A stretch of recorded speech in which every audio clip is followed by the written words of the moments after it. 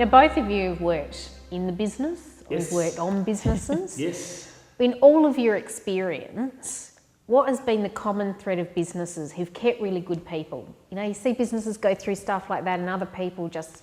I think it's three things. We work really hard at the values of the business. So the first thing we want to ascertain with our business owners is what those values are, and then it's up to them to recruit and to meld into the people that actually come through the values.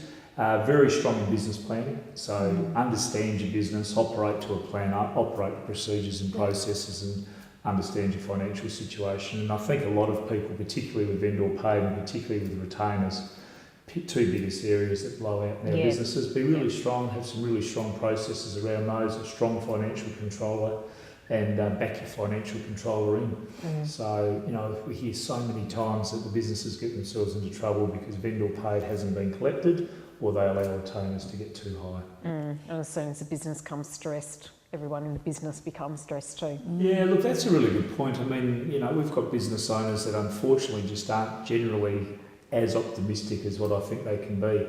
And if a business does start to, and all of our businesses, particularly in the early days, take a little while to get off the ground, there is a financial pressure there, but you just can't show it. You know, it's there, it's real, but it's how you act every day of the week. If you're business owner or the leader of your team, you're starting to show signs of stress, that does emulate through your business quite often, so be up and about the whole time. And Megan, that's something the High Court's really trained hard, hasn't it, the leadership thing? Definitely, lots of leadership. Knowing the whole business is really important. We get out and about to our offices quite a lot, and the ones that know the whole business from looking over the top of it are the ones that do really, really well. And the ones that have got a passion, Emma, and that keep looking after their staff and training them, upskilling all the time. I mean, that's my bag, obviously, really important to me, but it's something that the business owners that take it seriously do really, really well.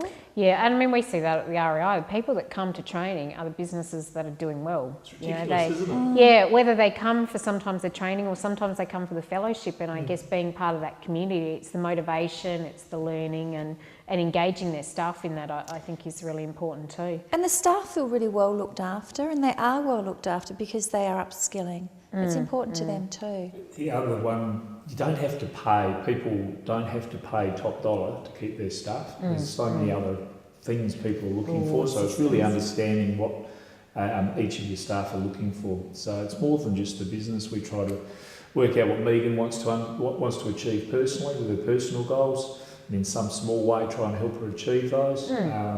Things that Megan wants to get better at, so, you know, try and help with those things. And the pay becomes not as significant. Yeah, and I suppose what we've seen in the last few years, the market's tightened up, is more business owners have become involved in property management, you know, and I think that there's a big shift in that. Before, sort of property managers tended to feel that they weren't as valued as the salespeople, and principals didn't understand that business as much, but we're seeing so much more engagement in that level, and I guess it's what you're saying about being involved. That's what I was thinking of, actually. Facets of the business is really interesting. Yeah, I think again, it's just the astute business owners would have property management. It's, and some of them have used it in sort of tougher times to get through. Some have also sold some off to cash flow and all sorts of things. So again, I just point to the good businesses. Most of them would have, I think, would have property management from way back. So you put this plan up in the office? Sure do. Yep. Although you have to be careful with confidentiality. Yeah. I've got mine quite close to me, but anyone else would have to strain to read it. Okay. You've got to be careful because people are coming and going from your office all the time. I'm different to that. I don't care who reads mine. It's my plan. Yeah. There it is. I mean, you know. What do you say to business owners? Can they share too much? I mean, you want to take staff on the journey, but do you give them too much ammunition? Perhaps, you know, some areas are doing really well. We will have two schools of thought on that always. I share everything, and if my people don't like to see our business being successful and the rewards for our, our board, I don't reckon they're the right people. So we should be sharing the successes, and you should also be very much aware of what the business owners put on the line every day that they're in business. And, you know, sometimes those times aren't going to be that great. So I just reckon you share the right. Totally understand it, but people do buy into it more. I can see. I appreciate that too, because people buy in if they understand. Yeah. But other people think you don't tell a child too much. It's the same sort of mentality, I suppose.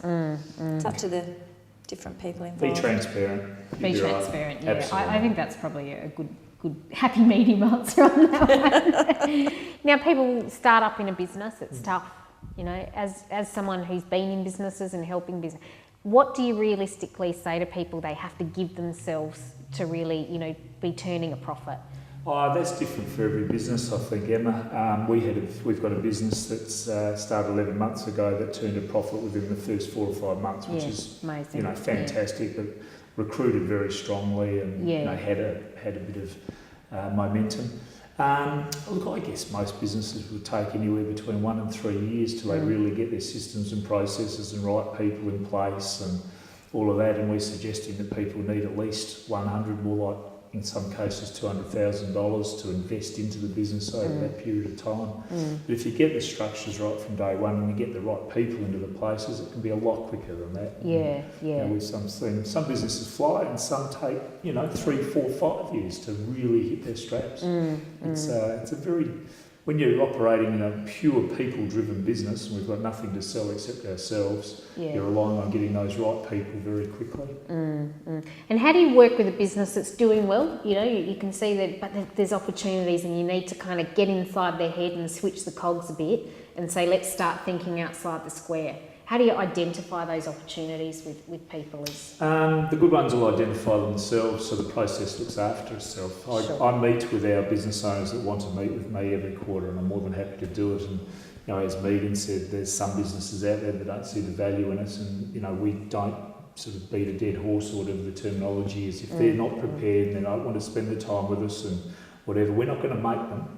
But we believe so strongly in it that we'll keep putting it up there every quarter. We're willing, we're ready to rock and roll. We're here. Keep trying, we want to help. Yeah, but the good ones, hey, they work it out themselves. You know, if the process sorts it out, and the opportunity side of life has just been part of the overall process, and we chew on an opportunity and then it becomes an action, and then we either achieve it or we don't. Yeah. What about sort of getting together as groups of business owners? Do you find that feeds ideas? Absolutely. Or it's fantastic. We have regular business owners meetings and awards functions, and a lot of camaraderie, but shared ideas and what's working for you and what's not working for you. It's really good.